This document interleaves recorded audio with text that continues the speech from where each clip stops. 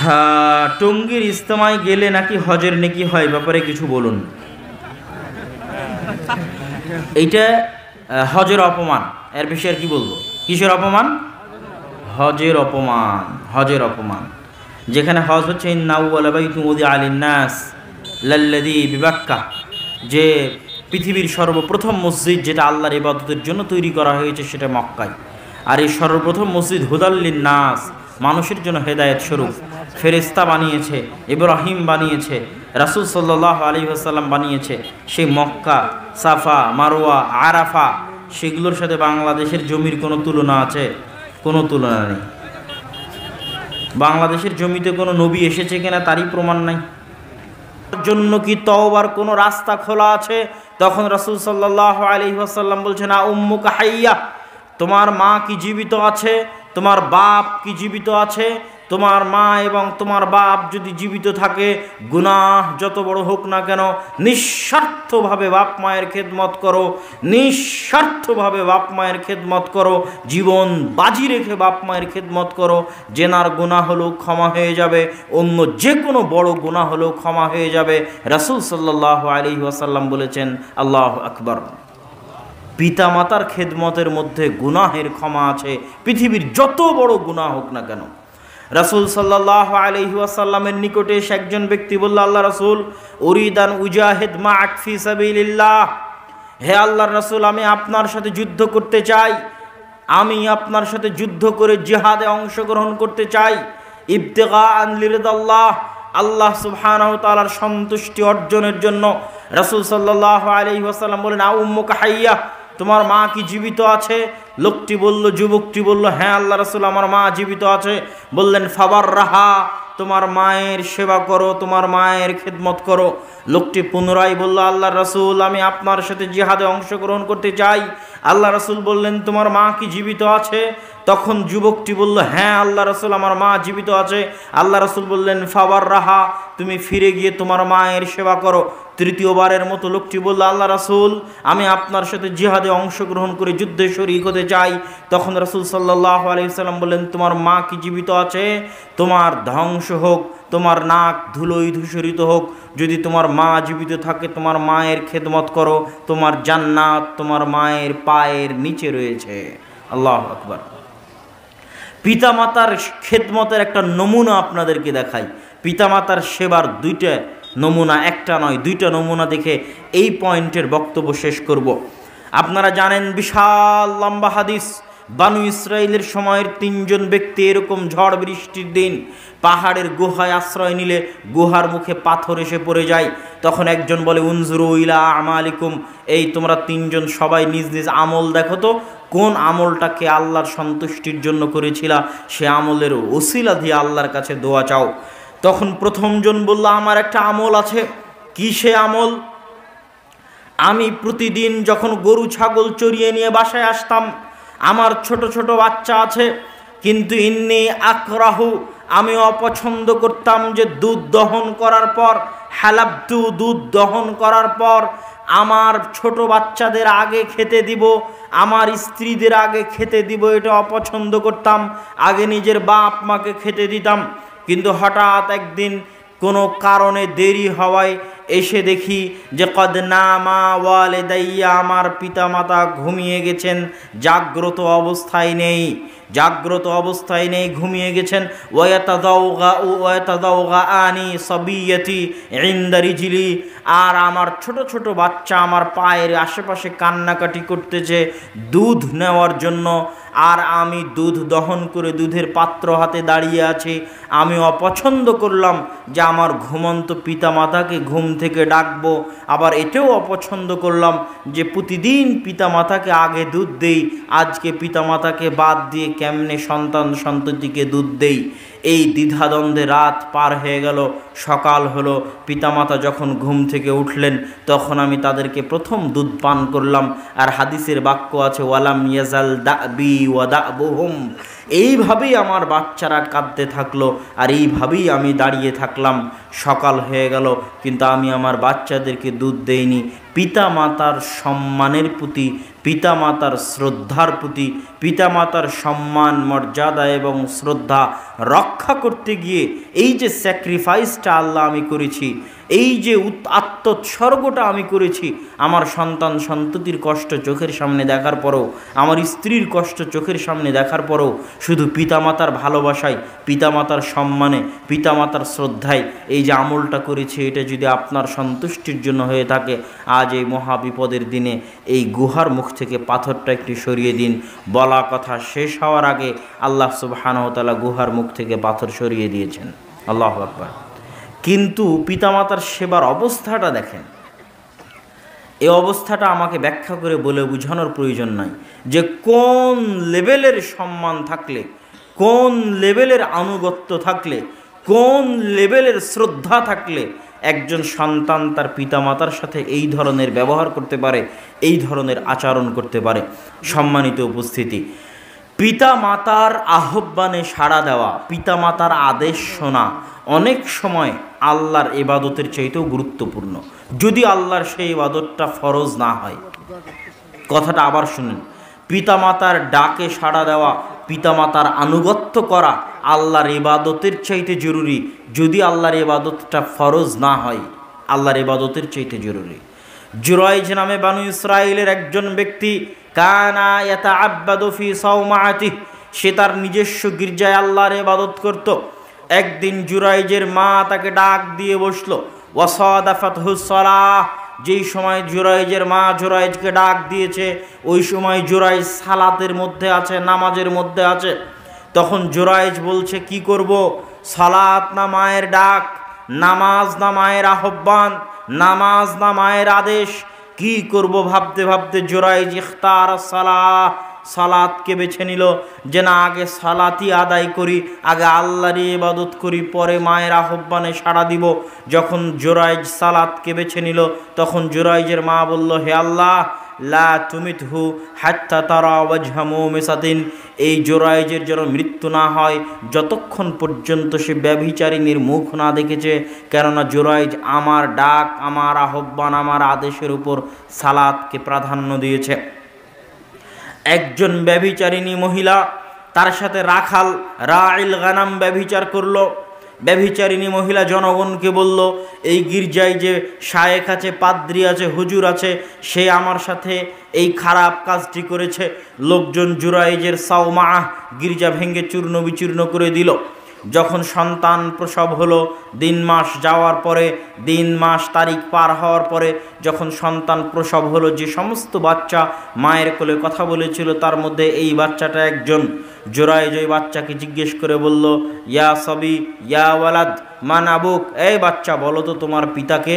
তখন বাচ্চা মায়ের কোল থেকে কথা বলে উঠল যে অমুক রাইল গানাম, অমুক রাখাল আসলে আমার পিতা। জনগণ বুঝলো যে জুরাইজ নিষ্পাপ, জুরাইজ এই পাপের সাথে জড়িত নয়। কিন্তু কথা হচ্ছে, জুরাইজ যেই যে অপমানের মুখোমুখি হলো, এই যে শাস্তির মুখোমুখি হলো, এই যে কষ্টের মুখোমুখি হলো, এটা তার মায়ের বদদোয়া কাজে লেগেছিল। তার জন্য, তার মায়ের কোন বদদোয়া, কিসের জন্য? সে আল্লাহর সালাতকে প্রাধান্য দিয়েছিল মায়ের আহ্বানের উপরে। আল্লাহর সালাতকে যদি নফল সালাত তথা ফরজ নয়, যে আদেশ মানলে আল্লাহ সুবহানাহু ওয়া তাআলার গুনাহ হবে না, ওই রকম প্রত্যেক আদেশ মানাটা আল্লাহ সুবহানাহু ওয়া তাআলার নফল ইবাদতের চাইতেও বেশি গুরুত্বপূর্ণ, বেশি নেকির কাজ।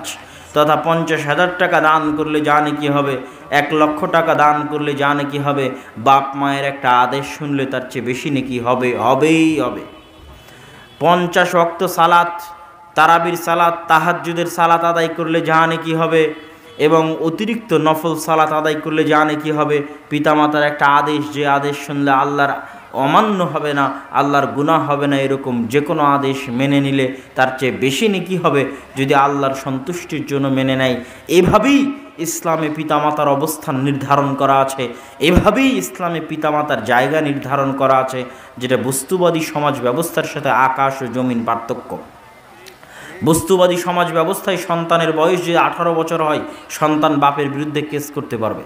ইউরোপ আমেরিকার প্রতিটা দেশে অসংখ্য মুসলিম ফ্যামিলি একটাই প্রবলেম ফেস করে, যে আমার সন্তান তো 18 বছর বয়সের পর আমার কথা শুনবে না, আমি যদি তাকে বলি বাবা তোমাকে নামাজ পড়তে হবে, পড়ানোর জন্য যদি একদিন লাঠিপেটা করি তো পরের দিন যা কেস করে দিব আদালতে। আমি যদি বলি যে বাবা অমুককে বিয়ে করা হবে না, অমুকের সাথে প্রেম করা হবে না, আমার চোখের সামনে যদি অন্যায় কাজে লিপ্ত হয় আমি কিছু বলতে পারবো না, কেননা তারা ওপেন এবং আজাদ যে কোনো মুহূর্তে আমার বিরুদ্ধে কেস করতে পারে। এটা হচ্ছে বস্তুবাদী সমাজ ব্যবস্থায় একটা পিতা এবং মাতার অবস্থা। আর ইসলামী সমাজ ব্যবস্থায় রাসূল সাল্লাল্লাহু আলাইহি ওয়াসাল্লামকে একজন ব্যক্তি এসে বলছে, আল্লাহ রাসূল আমার বাপ আমার টাকা খেয়ে নেয়, আমার বাপ আমার ধন সম্পদ নিয়ে নেয়, খেয়ে নেয়। রাসূল সাল্লাল্লাহু আলাইহি ওয়াসাল্লাম বলছেন আনতা ওয়া মালুকা লিয়াবিকা, আরে তুই আর তোর সকল ধন সম্পদ তোর বাপের। রাসূল সাল্লাল্লাহু আলাইহি ওয়াসাল্লামের উত্তর, হাদিসের বাক্য।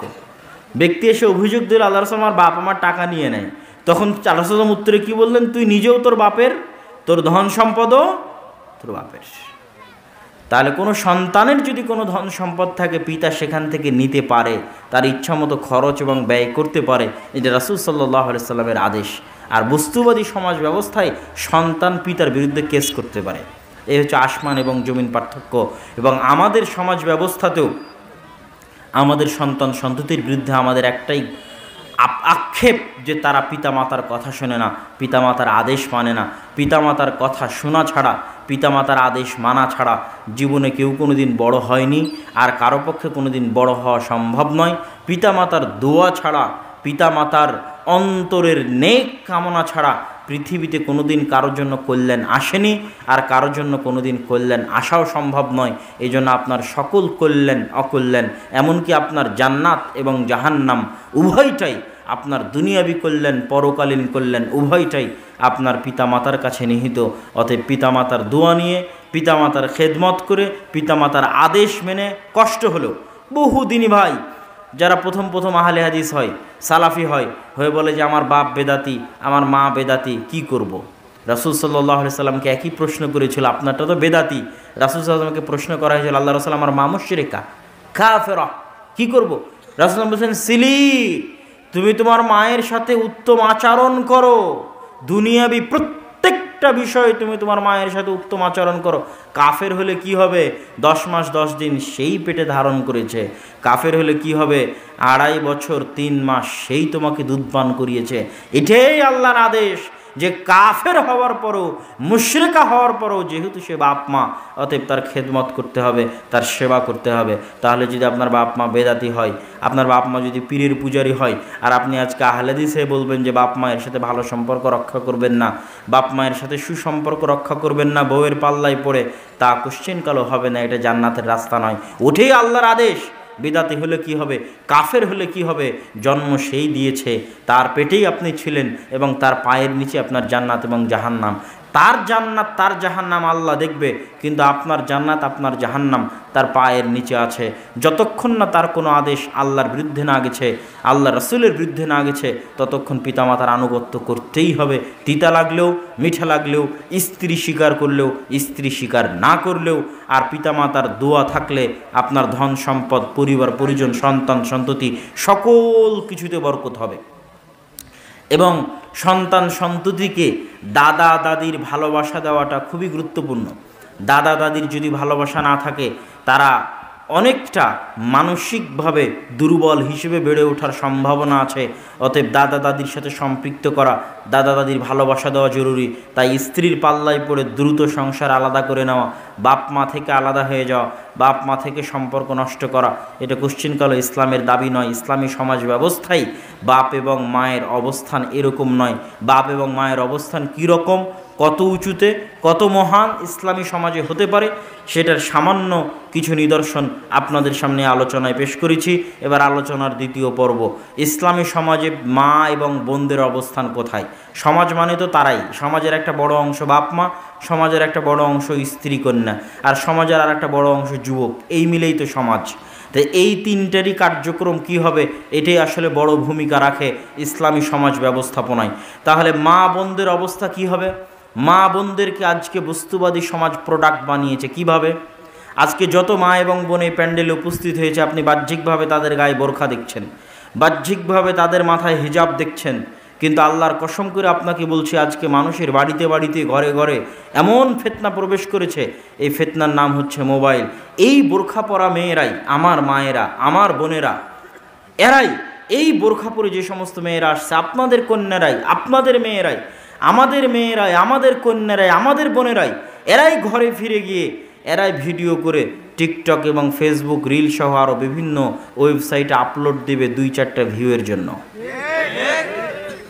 এবং তারা যে নিজেদেরকে প্রোডাক্ট বানিয়েছে, পণ্য, বাজারে বিক্রিযোগ্য পণ্য, বাজারে বিক্রিযোগ্য পণ্য, তার একটা জ্বলন্ত উদাহরণ হচ্ছে ফেসবুকের রিল আর এই টিকটক।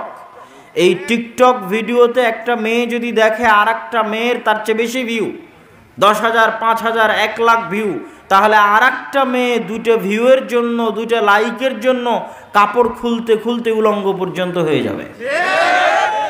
আমাদেরই মা এবং আমাদেরই বোনেরা। তাহলে সে নিজেকে কত নিচে নামিয়েছে যে তার দাম 2টা লাইক, তার দাম 2টা ভিউ, বাস এই পর্যন্তই তার শরীরের দাম। এই 2টা লাইকের জন্য, ভিউয়ের জন্য সে তার শরীরকে বাজারে নিলামে বিক্রি করতে রাজি আছে। নাউজুবিল্লাহ। তাহলে কোথায় নেমে গেছে আমাদের বস্তুবাদী সমাজ ব্যবস্থা? আমাদের মা এবং বোনদেরকে কোন লেভেলের বাজারে বিক্রিযোগ্য পণ্য বানিয়েছে। আর ইসলামী সমাজ ব্যবস্থায় তার বিপরীতে কি হতে পারে সেটা আমি বলবো, যে মা এবং বোনদের অবস্থানটা কত উন্নত এবং কত সম্মানের সেটা বলবো। কিন্তু আগে বস্তুবাদী সমাজ ব্যবস্থায় কি অবস্থা হয়ে আছে দেখেন। আজকে বিমানে উঠলে যে সমস্ত বিমানবালাদের দেখা যায়, ওই কাজ কি একজন পুরুষ করতে পারে না? পারে। তাহলে ওখানে মহিলা কেন? সে তার যোগ্যতা বিক্রি করে সেখানে বেতন নিচ্ছে না, সে তার চেহারা বিক্রি করে বেতন নিচ্ছে। টিভিতে যখনই আপনি কোনো অ্যাড খুলবেন, সেই অ্যাডগুলো যে পণ্যের অ্যাড দেওয়া হয় ওগুলো কি ছেলেরা ব্যবহার করে না? চানাচুর, বিস্কুট, চা কি ছেলে মানুষ খায় না, শুধু কি মেয়ে মানুষ খায়? তাহলে টিভিতে যত অ্যাড আছে, অ্যাডভার্টাইজ আছে, সব অ্যাডভার্টাইজমেন্টে শুধু মহিলা কী জন্য আসে? এটা সে তার যোগ্যতা বিক্রি করছে না, এটা সে তার চেহারা বিক্রি করে টাকা ইনকাম করছে। রিসেপশন থেকে শুরু করে, শোরুম থেকে শুরু করে, রেস্টুরেন্ট থেকে শুরু করে সকল জায়গায় যেখানে যেখানে মেয়েদের রাখা হয়েছে জোরপূর্বক, যেখানে যোগ্যতার কারণে মেয়েরা আছে, আমি সেটার উপর কথা বলছি না, সেটার ক্ষেত্রে পর্দা মেনটেন থাকলেই যথেষ্ট। একটা মেয়ে যদি একটা এই গার্লস স্কুলের টিচার হয়, সে তার যোগ্যতা বিক্রি করে যদি বেতন ইনকাম করে এবং তার পরিবার এবং তার স্বামীতে যদি কোনো ক্ষতি না হয়, তার পর্দায় যদি কোনো ক্ষতি না হয়, সেটা তার ব্যাপার। কিন্তু যেখানে সে যোগ্যতা বিক্রি করছে না, যেখানে শুধুই শুধু তাকে জোর করে বসানো হয়েছে তার চেহারা জনগণকে দেখানোর জন্য, রিসেপশন থেকে শুরু করে, বিমানবালা থেকে শুরু করে, অ্যাডভার্টাইজমেন্ট থেকে শুরু করে অসংখ্য জায়গায়, এমনকি আজকের সৌদি আরবেও জোরপূর্বক নারীদের ক্ষমতায়নের নামে অসংখ্য জায়গায় এত % মেয়ে রাখতে হবে মর্মে জোরপূর্বক মেয়েদেরকে ঘর থেকে বের করে চাকরির নামে, ক্ষমতায়নের নামে সেই জায়গাগুলোতে বসানো হয়েছে যোগ্যতার কারণে নয়, বরং চেহারা বিক্রি করার কারণে। অথচ আদম সন্তানের এই শরীরের দাম কত আপনি জানেন? আদম সন্তানের এই শরীর আল্লাহ সুবহানাহু ওয়া তাআলা নিজে হাতে বানিয়েছে। পৃথিবীতে আর কোনো কিছু আল্লাহ সুবহানাহু ওয়া তাআলা নিজে হাতে সৃষ্টি করেননি। এই জন্য বলা হয়েছে আশরাফুল মখলুকাত, সর্বশ্রেষ্ঠ সৃষ্টিজীব। এই জন্য আদম সন্তানের একটা চুল বিক্রি করলে আদম আলাইহিস সালামের অপমান হবে, কেননা আদম আলাইহিস সালামের শরীরের একটা অঙ্গ হচ্ছে এই চুল, যেই অঙ্গ প্রত্যঙ্গগুলো আল্লাহ সুবহানাহু ওয়া তাআলা নিজে হাতে সৃষ্টি করেছেন, সেটা বাজারে বিক্রি করা যায় না। ওটা বাজারে বিক্রি করলে আদম আলাইহিস সালামের অপমান হয়, ওটা বাজারে বিক্রি করলে হাওয়া আলাইহিস সালামের অপমান হয়। আপনি কিডনি, রক্ত বাজারে বিক্রি করতে পারবেন না, চুল বাজারে বিক্রি করতে পারবেন না, অপমান। আদম আলাইহিস সালামের অপমান, হাওয়া আলাইহিস সালামের অপমান। সেখানে আমাদের মা এবং বোনেরা নিজেদেরকে নিচে নামাতে নামাতে নামাতে নামাতে বাজারে বিক্রিযোগ্য পণ্য বানিয়ে ফেলেছে। নাউযুবিল্লাহ।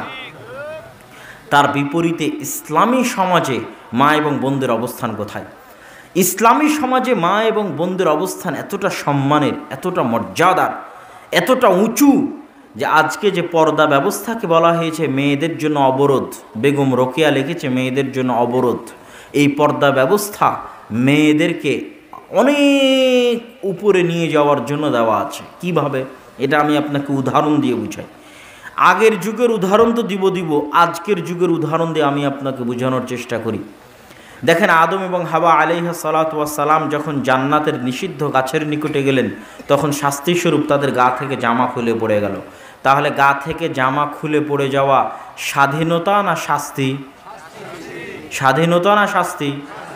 আজকেও আপনাদের গ্রামের 5 জন 10 জনকে আপনারা অপমান করতে চাইলে যদি উলঙ্গ করে অপমান করেন, সবাই বুঝবে তারা অপমান করা হলো, ওই মানুষটাও বুঝবে যে আমাকে উলঙ্গ করলো, আমি অপমানিত হলাম। তাহলে উলঙ্গ হওয়া এবং উলঙ্গ করা এটা শাস্তি না স্বাধীনতা?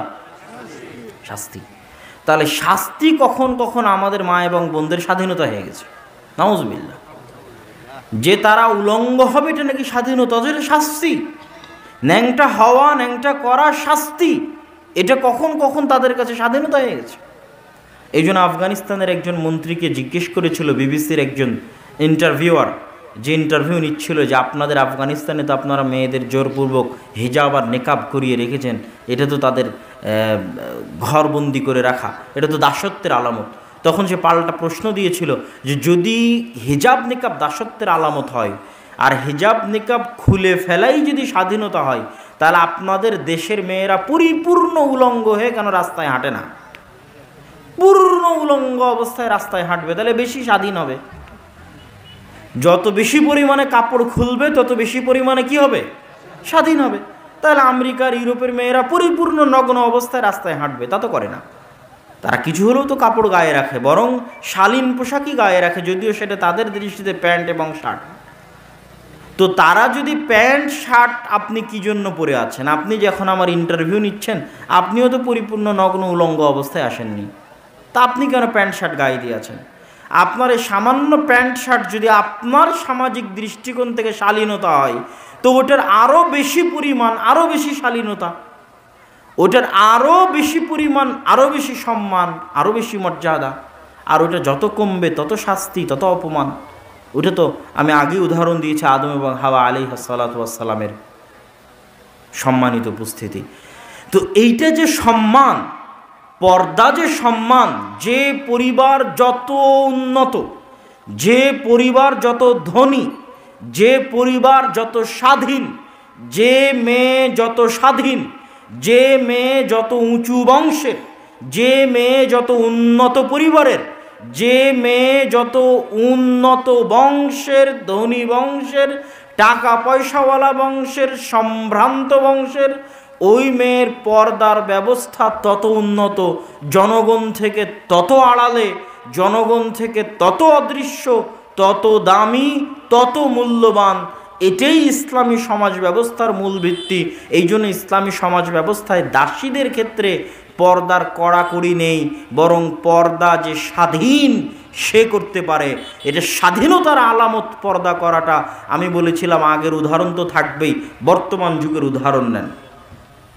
বাদশাহ সালমান বিন আব্দুল আজিজ, সৌদি আরবের বাদশাহদের আমরা যতই নিন্দা করি, বাদশাহ সালমান বিন আব্দুল আজিজের বউয়ের ছবি কেউ কোনোদিন দেখেছেন?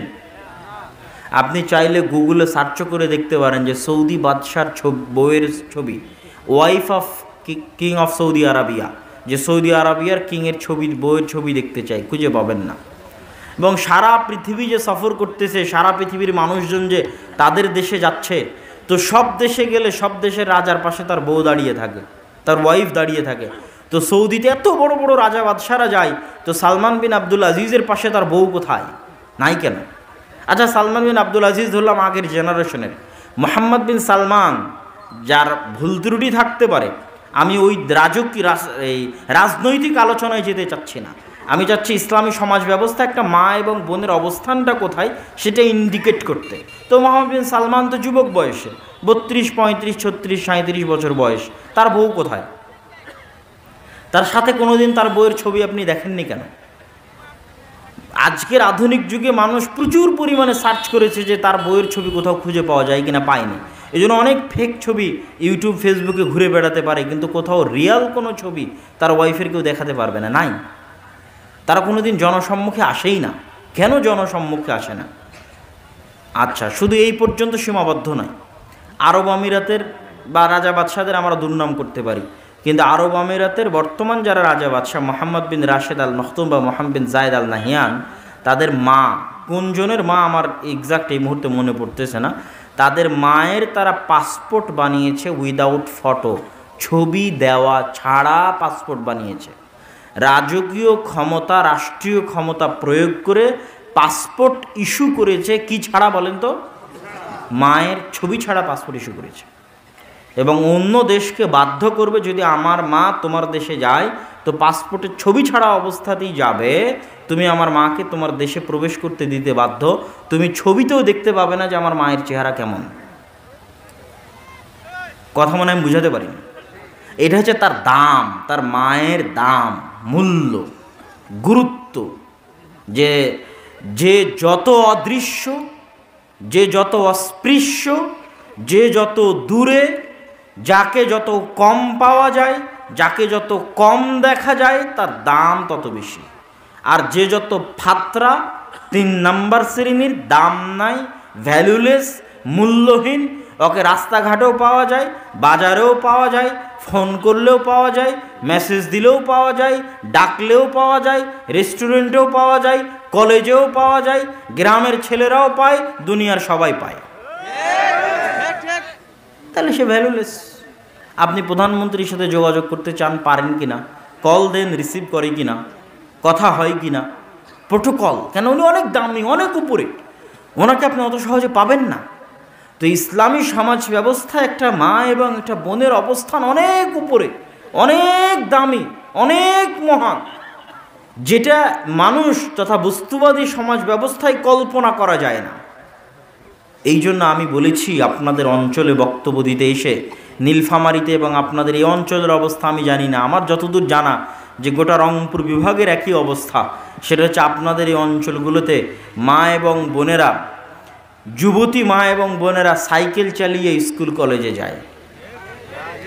এবং আপনাদের এই অঞ্চলে, যেটা আমি রাজশাহীর অঞ্চলে নাই, রাজশাহী অঞ্চলে সাঁওতাল এবং আদিবাসীদের মেয়েরা এই মাঠে গিয়ে ধান লাগাতে পারে, তারপরে মাথায় ডালি নিয়ে ইট খোলা বহন করতে পারে। কিন্তু আপনাদের রংপুর বিভাগীয় অঞ্চলে আমি দেখেছি যে মুসলমানের মা এবং বোনেরা মাঠে গিয়ে ধান লাগায়, মুসলমানের মা এবং বোনেরা মাথায় মাটির ডালি নিয়ে এক জায়গা থেকে আর এক জায়গায় বহন করতেছে। এটা ইসলামী সমাজ ব্যবস্থা একজন মা এবং একজন বোনের অপমান। এবং যারা তাদেরকে বিবাহ করেছে এদের বিবাহ করা হারাম হয়েছে, এদের বিবাহ করা কি হয়নি, জায়েজ হয়নি। এরা কেউ পুরুষ নয়, সবাই কাপুরুষ। যদি পুরুষ হয়, চুল পরিমাণ যদি রক্ত থাকে, তাহলে কল্পনা করেন যে ওর মায়ের ছবি পর্যন্ত আর একজনকে দেখতে দিবে না, এর নাম হচ্ছে পৌরুষত্ব।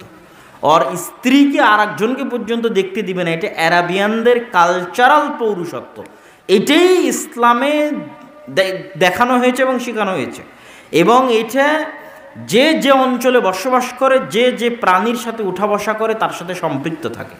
যেহেতু আজ থেকে 20-30 বছর আগে আরবের মানুষরা আজকের মতো এত বিরিয়ানি, ব্রয়লার মুরগি এগুলো এত খাবার দাবার ছিল না। তাদের আদি খাবার ছিল উটের গোস্ত, খেজুর, গাহওয়া। ওই আদি খাবারে যারা অভ্যস্ত ছিল তাদের মধ্যে ওই পৌরুষত্ব এখনও আছে।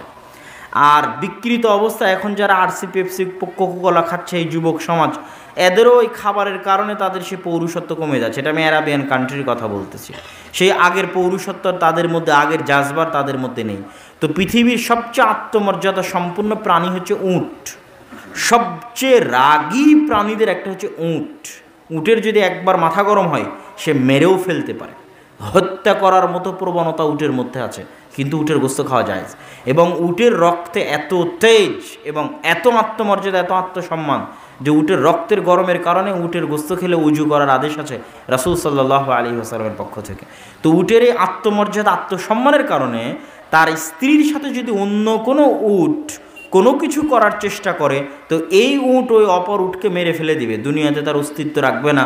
এই গতি উটের প্রাণীর মধ্যে আছে, একটা আল্লাহর সৃষ্টি জীব তার মধ্যে আছে। তো যারা উটের সাথে চলাফেরা করে, উট খায়, তাদেরও গতি একই রকম। যারা উটের গোস্ত খায় তাদেরও গতি একই রকম। এবার পৃথিবীর আরেকটা প্রাণী আছে, তার নাম হচ্ছে শুকুর।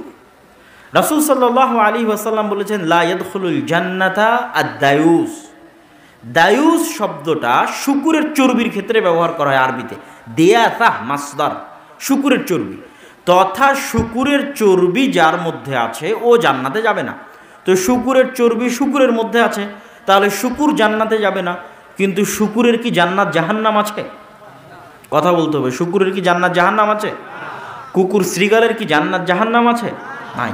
তাহলে আল্লাহ রাসূল যে বললেন যে শুকুর জান্নাতে যাবে না, এর অর্থ হচ্ছে ওই মানুষ জান্নাতে যাবে না যেই মানুষের রক্ত মাংস শূকরের রক্তে মাংসে পরিণত হয়ে গেছে। তাহলে কোন মানুষ? আমার এবং আপনাদের মধ্যে তারা কারা যাদের রক্ত মাংস শূকরের রক্তে মাংসে পরিণত হয়ে গেছে? জানতে চাইলে আপনাকে দেখতে হবে শূকর কেমন। বিশ্বাস না হলে আপনি আবার আপনাদের আশেপাশে সাঁওতাল এলাকায় যেখানে শূকর লালিত পালিত হয় সেখানে যান, যাই দেখেন সবচেয়ে ঘৃণ্য, নিকৃষ্ট, অপরিষ্কার, অপরিচ্ছন্ন, ময়লা প্রাণী হচ্ছে শূকর। এমনকি শূকরদের মধ্যে এমনও স্বভাব আছে যে অপর শূকরের নিতম্ব থেকে গুয়ার পেশাব চেটে গেলেও শূকরের প্রাণীর মধ্যে ইতস্তবোধ হয় না। এবং শূকরের স্ত্রীর সাথে আর 5 জন 10 জন অন্য শূকর এসে যদি তাদের সেই চাহিদা মেটানোর চেষ্টা করে, তবুও এই পুরুষ শূকরের মধ্যে কোনো প্রকার প্রতিক্রিয়া কাজ করে না। এতটা অপরিষ্কার, অপরিচ্ছন্ন, নোংরা, ময়লা, ঘৃণ্য, নিকৃষ্ট পশু আল্লাহ পৃথিবীতে সৃষ্টি করেননি। তাহলে হুবহু এই শূকরের মতো কিছু মানুষ আছে যারা মোহরানা দিয়ে বিবাহ করেছে, কিন্তু তাদের স্ত্রী রাস্তাঘাটে কাজ করে, তাদের মেয়েরা বেপর্দা অবস্থায় রাস্তাঘাটে বের হয়, তাদের স্ত্রীরা বেপর্দা অবস্থায় রাস্তাঘাটে বের হয়, হাসি মুখে পরপুরুষের সাথে কথা বলে, অথচ তাদের রক্তে আগুন লাগে না, এরা কাপুরুষ। এবং এদের চর্বি এবং রক্ত পচে গলে দুর্গন্ধযুক্ত হয়ে শূকরের মতো হয়ে গেছে। এটা আমি বলিনি, রাসূল সাল্লাল্লাহু আলাইহি ওয়াসাল্লাম বলছেন এরা জান্নাতে যাবে না, এদের মধ্যে পৌরুষত্বের গুণ নেই। এই জন্য আমি বলেছি তাদের বিবাহ করা ঠিক হয়নি। এই জন্য আমি আপনাদের কাছে দাবি রেখে যেতে চাই যে আপনার মেয়ে গার্মেন্টসে চাকরি করবে, সেই টাকা দিয়ে আপনার সংসার চালাতে হবে। এটা হচ্ছে বস্তুবাদী সমাজ ব্যবস্থা আমাদের মাথায় ঢুকিয়ে দিয়েছে যে আমাদের মেয়েরা বেকার যদি সেও 2 টাকা ইনকাম করে না দিতে পারে। এটা বস্তুবাদী সমাজ ব্যবস্থা আমাদের মাথায় ঢুকিয়েছে, আমাদের মা এবং বোনদের মাথায় ঢুকিয়েছে যে তাকে ক্যারিয়ার গঠন করতে হবে। তো ক্যারিয়ার গঠন করাটা তার স্বাধীনতা। কিভাবে? স্বামীর আনুগত্য করলে দাসত্ব হয়, আর ক্যারিয়ারের নামে বসের বিছানায় গেলে, ক্যারিয়ারের নামে রাজনৈতিক নেতার বিছানায় গেলে সেটা স্বাধীনতা হয়। নাউজুবিল্লাহ। এই হচ্ছে বস্তুবাদী সমাজ ব্যবস্থা। একটা মেয়ের দাম নির্ধারণ করেছে, একটা মেয়ের মূল্য নির্ধারণ করেছে, কিন্তু ইসলামী সমাজ ব্যবস্থায় মা এবং বোনদের অবস্থান এই জায়গায় নয় যে আপনি তার মূল্য নির্ধারণ হবে সে 2 টাকা ইনকাম করে দিতে পারলো কি না, তার উপর তার মূল্য নির্ধারণ হবে। এই সিস্টেম